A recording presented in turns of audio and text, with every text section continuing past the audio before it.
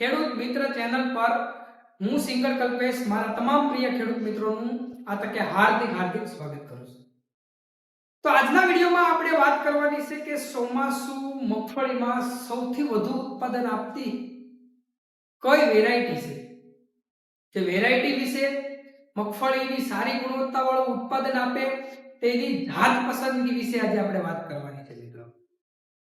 તો મિત્રો આપણે હાલ ઘણા ખરા ખેડૂત મિત્રો ચોમાસુ મગફળીની વાવેતરની તૈયારી કરી રહ્યા હશે, જેમાં બિયારણ પસંદગીની પણ તૈયારી કરતા હોય છે મિત્રો। તો ઘણા ખરા ખેડૂત મિત્રો જે છે કે બિયારણ છે તે ઘરગથ્થુ એટલે કે પહેલેથી જ મગફળી સ્ટોર કરેલી હોય છે, તે મગફળી ફોલાવી તેમના બિયા સ્ટોર કરતા હોય છે। અને ઘણા ખરા ખેડૂત મિત્રો માર્કેટની અંદર નવી જે વિકસાવેલી જાત હોય છે તે પણ વાવેતર કરતા હોય છે। મગફળી હાલ જે ચાલુ રનિંગ જાત હોય છે તેમની પણ વાવેતર કરતા હોય છે મિત્રો આજના આપણે આ વિડિયોમાં વાત કરવાની છે કે મગફળીની અંદર સૌથી વધુ ઉત્પાદન આપતી કઈ જાત છે અને ખરેખર તેમનું વાવેતર કરવું જોઈએ, તેમની આજે સંપૂર્ણ માહિતી આજના વિડિયોમાં આપવાની છે। તો મારા તમામ પ્રિય ખેડૂત મિત્રોને વિનંતી છે કે વિડિયોની અંદર અંત સુધી બન્યા રહેજો, જેથી કરીને વિડિયોમાં આવતી તમામ માહિતી મળી રહે અને આપણે ચોમાસુ મગફળીની તૈયારી કરતા હોય તો વિડિયોમાં ભલામણ મુજબ જે વેરાયટીની વાત કરીએ તે વેરાયટીનું વાવેતર કરીએ, તેથી ખૂબ સારામાં સારું ઉત્પાદન પણ આપણે મેળવી શકીએ મિત્રો સૌપ્રથમ આપણે વાત કરીશું કે મગફળીમાં જાત પસંદગીમાં જોવા જઈએ તો આપણો વિસ્તાર જે છે સૌરાષ્ટ્રનો દરિયાપટ્ટી વિસ્તાર ગીર સોમનાથ જિલ્લો, આ જિલ્લામાં જો સૌથી વધુ જે કોઈ મગફળીનું વાવેતર થતું હોય તો તે છે GG20 નંબર। આ 20 નંબરની વેરાયટી જે છે તે ખૂબ જ વધુ વાવેતર થતું હોય છે અને ખૂબ સારામાં સારું તેમાં ઉત્પાદન પણ મેળવે છે મિત્રો। તો તે સૌથી વધારે તેમનું વાવેતર થતું હોય છે। ત્યારબાદ છે 32 નંબર કે જે 32 નંબરનું સંશોધન છે તે બહુ ઝાઝા વર્ષ નથી થયા, પણ તે પણ ખેડૂતોના મુખ્ય અત્યારે છે અને સૌથી વધારે તેમનું વાવેતર પણ કરવા માંડ્યા છે, કારણ કે તેમની ઘણી બધી ખાસિયતો છે, તે હું આગળ તમને વાત કરીશ। તે પહેલા આપણે વાત કરીશું 20 નંબર વિશે કે 20 નંબરની મગફળી જે છે તે મગફળીને પાકવાનો સમયગાળો 120 થી 130 દિવસનો હોય છે। આ ઘણા ખરા ખેડૂત મિત્રોને ખ્યાલ હોય છે, પણ ફરીવાર આજે વિડિયો બનાવીએ છે તો મારા તમામ પ્રિય ખેડૂત મિત્રોને તેમની માહિતી આપીએ। 120 થી 130 દિવસનો તેમનો પાકવાનો સમયગાળો હોય છે મિત્રો, અને તે સૌથી વધુ ઉત્પાદન આપતી જાત તો છે જ, પણ તે એક અર્ધવેલીની જાત છે અને તેમનો સારો પણ ખૂબ સારામાં સારો થાય છે મિત્રો। અને આ વિસ્તારની અંદર સૌથી વધારે તેમનું વાવેતર પણ થાય છે કે જે મગફળી ખૂબ સારામાં સારી છે, વધુ વરસાદ સેલે પડે તો તે કદાચ ખેતરમાં ઊભી રહે તેમના સમયથી વધારે તો તેના ડોડવા પણ ઉગતા નથી, તેવી જાત છે મિત્રો। તો તેમનો સમયગાળો મેં જે તમને વાત કરી 120 થી 130 દિવસનો સમયગાળો છે, તેમનું ઉત્પાદન છે વીઘે 20 થી 25 મણ, 20 થી 25 મણનું આખરે તેમનું ઉત્પાદન છે મિત્રો। ત્યારબાદ આપણે વાત કરીશું 22 નંબરની।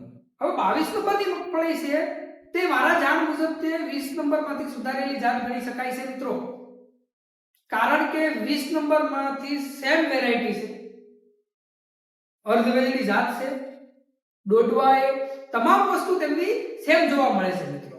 તે જ ડોડવો ફેરફાર છે, તે જ તેમનેથી મોટો થાય છે મિત્રો।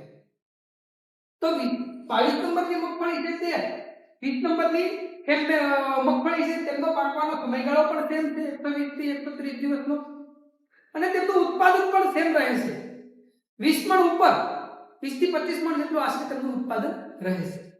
ત્યારબાદ આપણે વાત કરીશું કે જે જીજેજ 32 આ 32 નંબરની મગફળી છે તે ઘણા ખરા ખેડૂત મિત્રો અત્યારે વાવેતર કરે છે, કારણ કે તેમનું ઉત્પાદન ખૂબ સારામાં સારું મળે છે અને તે જે કાળી ફૂગ આવે છે મગફળીની અંદર શરૂઆતમાં વાવેતર કરીએ ત્યારબાદ 25 થી 30 દિવસની આશરે તેમની અંદર કાળી ફૂગ આવતી હોય છે, તેમની સામે ખૂબ ટકાઉદાર જાત હોય, ખૂબ રક્ષણ આપતી હોય તેવી જાત હોય તો 32 નંબરની જાત છે મિત્રો. આ 32 નંબરની જાત ઉપર કાળી ફૂગ ખૂબ ઓછા પ્રમાણમાં આવે છે અને તેમનું ઉત્પાદન પણ ખૂબ સારામાં સારું રહે છે. આ મગફળીની અંદર મારા જાણ મુજબ ફ્લાવરિંગની વધુ પડતી દવાનો છંટકાવ પણ નથી કરવો પડતો, ખૂબ સારામાં સારું ઉત્પાદન આપે છે મિત્રો. તેમનો પાકવાનો સમયગાળો 125 થી 135 દિવસની આશરે રહે છે મિત્રો અને તેમનું ઉત્પાદન છે તે 25 મણ જેટલું આશરે રહે છે મિત્રો. ત્યારબાદ વાત કરીશું TGP 39 મિત્રો. 39 નંબરની મગફળી છે તે હાલ જોવા જઈએ તો જે ઉનાળુ મગફળીની ખેતી કરતા હોય ખેડૂત મિત્રો કે જે લીલી મગફળી માર્કેટની અંદર વેચતા હોય છે, જેને ખેડૂતની ભાષાની અંદર ઓળાની મગફળી કહે છે, આ ઓળાની મગફળીમાં સૌથી વધુ કોઈ પસંદ કરતું હોય તો 39 નંબરની મગફળી, કારણ કે તેમનો પાકવાનો સમયગાળો 90 દિવસનો છે અને ઓળાની અંદર છે તે 65 થી 70 દિવસની અંદર તૈયાર થઈ જાય છે. આમ તો 65 દિવસની અંદર તૈયાર થતી જાત છે અને ખૂબ સારામાં સારું તેમાં ઉત્પાદન રહે છે. તેમની અંદર કોઈ ફ્લાવરિંગની દવાનો ઉપયોગ નથી કરવો પડતો, આ મારા અનુભવ છે મિત્રો. અને તેમનો ડોડવો પણ ખૂબ સારામાં સારો મોટો થાય છે. 20 નંબરથી તેમનો ડોડવો અને દાણો મોટો રહે છે મિત્રો. જે મગફળી ખૂબ સારામાં સારું ઉત્પાદન આપતી હોય, ખૂબ સારામાં સારી વેરાયટી હોય તો તે 39 નંબરની મગફળી છે. પણ ખાસ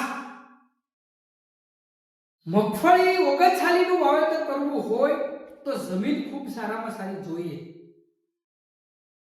ખાતરવાળી, ગોરાળુ, રેતિયાળવાળી ખૂબ સારામાં સારી જમીન હોય તેમની અંદર આનું વાવેતર કરવું જોઈએ, જેમાં ઉત્પાદન ખૂબ સારામાં સારું મળે, મગફળીનો ડોડવો તે ભરાવદાર બની શકે. નહીતર એવું થાય આપણે કોઈ દેશી ખાતર વગરની જમીન હોય, ઘણા વર્ષોથી તેમની અંદર ખાતર આપેલું નથી, તેમની અંદર તેમનું વાવેતર કરીએ તો તેમની અંદર મગફળીનો ડોડવો છે તે પોલો રહે છે, ભરાવદાર ડોડવો નથી થતો. આ ખાસ ધ્યાન રાખવું મિત્રો. ત્યારબાદ આપણે વાત કરીશું ત્રીજી 40 નંબર. હવે 40 નંબરની મગફળી છે તે ઉબડી વેરાયટી છે મિત્રો અને ખૂબ સારામાં સારી વેરાયટી છે. તેમનો પાકવાનો સમયગાળો 112 થી 115 દિવસનો હોય છે મિત્રો. તેમનું ઉત્પાદન 25 મણ આશરે તેમનું ઉત્પાદન રહે છે મિત્રો અને ખૂબ સારામાં સારી તે વેરાયટી છે. ત્યારબાદ વાત કરીશું KDC 128. હવે આ વેરાયટી છે તે પણ ખૂબ સારામાં સારું વાવેતર થાય છે. ઘણા ખરા ખેડૂત મિત્રો આમના વાવેતર કરે છે મિત્રો. ગયા વર્ષે પણ તેમને ઘણા ખરા ખેડૂત મિત્રોએ વાવેતર કરેલા છે અને ઉત્પાદન ખૂબ સારામાં સારું મેળવેલું છે. તેમનો પાકવાનો સમયગાળો 120 થી 130 દિવસનો રહે છે. તે અર્ધવેલની જાત છે મિત્રો. ત્યારબાદ આપણે વાત કરીશું બે મેન વેરાયટી કે જે ખેડૂત મિત્રો ઘણા ખરા ખેડૂત મિત્રો તેમના વાવેતર હવે કરવા માંડ્યા છે, તેમની અંદર ખૂબ સારામાં સારું ઉત્પાદન પણ મેળવવા માંડ્યા છે અને મેં જે વેરાયટીની વાત કરી તેનાથી પણ વધારે ઉત્પાદન આપતી કોઈ જાત હોય તો ગિરનાર 4, ગિરનાર 5. માં ગિરનાર 5 તે ખૂબ સારામાં સારી વેરાયટી. હવે ગિરનાર 4 છે તે અર્ધવેલની જાત છે. 120 થી 125-30 દિવસનો તેમનો સમયગાળો રહે છે મિત્રો અને તેમનું ઉત્પાદન છે તે 25 થી 30 મણ જેટલું આશરે રહે છે. ખૂબ સારામાં સારી વેરાયટી છે. ત્યારબાદ ગિરનાર 5 છે તે 120 થી 125 દિવસ તેમાં તેમનો સમયગાળો રહે છે પાકવાનો. ત્યારબાદ તેમના ઉત્પાદનની વાત કરીએ તો વીઘે 30 થી 35 મણ જેટલું તેમનું ઉત્પાદન મળે છે મિત્રો. ખૂબ સારામાં સારી વેરાયટી છે. સૌથી વધુ ઉત્પાદન આપતી જાત હોય તો ગિરનાર 5 નંબર છે મિત્રો. પર તમામ પ્રિય ખેડૂત મિત્રોને વિનંતી છે કે આ વખતે કદાચ તમારે વાવેતર મગફળીનું કરવાનું થાય તો તમે ગિરનાર 5 નંબરની મગફળીની પસંદગી કરો. અને મગફળીની અંદર ખૂબ સારામાં સારું ઉત્પાદન મેળવો. મિત્રો આ બધી આપણે મગફળીની વેરાયટી વિશે વાત કરી, પણ એક ખાસ નોંધ, એક સલાહ છે, એક અપીલ છે મિત્રો, કે મગફળીનું આપણે વાવેતર કરીએ છીએ દર વર્ષે. હવે અત્યારે હાલ જોવા જઈએ તો જે કોઈ ખેડૂત મિત્રોએ સ્ટોર કરેલા મગફળીના બિયારણ છે તેનો કોઈ વાંધો નથી, કારણ કે તે મગફળીનું બિયારણ ખેડૂતો સૂકવી સારી રીતે સૂકવીને તેમનો સ્ટોર કરતા હોય છે. તેમાં કોઈ જર્મિનેશનમાં કોઈ પ્રોબ્લેમ આવતો નથી. પણ જે આપણે માર્કેટની અંદરથી મગફળીનું બિયારણ ખરીદી કરીએ છીએ તે મગફળીના બિયારણને આપણે વાવેતર કરવાનું હોય તે પહેલા તેમાંથી 8 થી 10 દાણા કાઢી તેમને એક જગ્યાએ નાખી તેમાં જર્મિનેશન ચેક કરી લેવું જોઈએ, તેમનો ઉગાવો ચેક કરી લેવો જોઈએ, ત્યારબાદ તેમનું વાવેતર કરવું મિત્રો. નહીતર મગફળીનું બિયારણ લીધેલું છે, વાવી દઈએ, પછી કોઈ જાતની કોઈ સાંભળવા વાળું નથી મિત્રો. તો મારા તમામ પ્રિય ખેડૂત મિત્રોને વિનંતી છે કે મગફળીનું બિયારણ છે તે ખૂબ મોંઘું આવે છે મિત્રો. 5 મણ મગફળીનું બિયારણ બગડી જાય તો આપણી ખેડૂતની સ્થિતિ પણ બગડતી હોય છે મિત્રો. તો તમામ પ્રિય ખેડૂત મિત્રોને વિનંતી છે મગફળીના બિયારણ ખરીદી લઈએ ત્યારબાદ તેનું જર્મિનેશન ચેક કરવું ખૂબ જ જરૂરી છે. કારણ કે જર્મિનેશન ન થાય, ઉગાવો ન આવે તો તે મગફળી છે તે પરત કરી લે છે મિત્રો. કોઈ પણ એગ્રો વાળા હોય તો તે મગફળી પરત કરી લે છે અને તે કંપનીમાં રિટર્ન પણ થઈ જાય છે મિત્રો. તમારા તમામ પ્રિય ખેડૂત મિત્રોને વિનંતી છે કે તમે કદાચ બાસ્કી પેકિંગ લો કે વેક્યુમ પેકિંગ લો, આ પેકિંગમાંથી 8 થી 10 દાણા કાઢી અને તેમનું જર્મિનેશન ચેક કરી લેવું જોઈએ.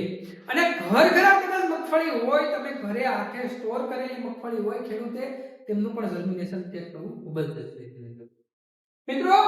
વિડિયોની અંદર કંઈ પણ પ્રશ્ન જણાતો હોય તો કમેન્ટ બોક્સના માધ્યમથી કમેન્ટ કરીને પણ જણાવી શકો છો, અથવા તો મારા કોન્ટેક્ટ નંબર ઉપર કોલ કરીને માહિતી મેળવી શકો છો. મારો કોન્ટેક્ટ નંબર છે 9813254004. અમારો કોન્ટેક્ટ નંબર છે, આની પર કોલ કરીને પણ માહિતી મેળવી શકો છો મિત્રો. તો આપની વચ્ચેથી રજા લેવાનો સમય થઈ ગયો છે, રજા લઉં છું. જય જવાન જય કિસાન.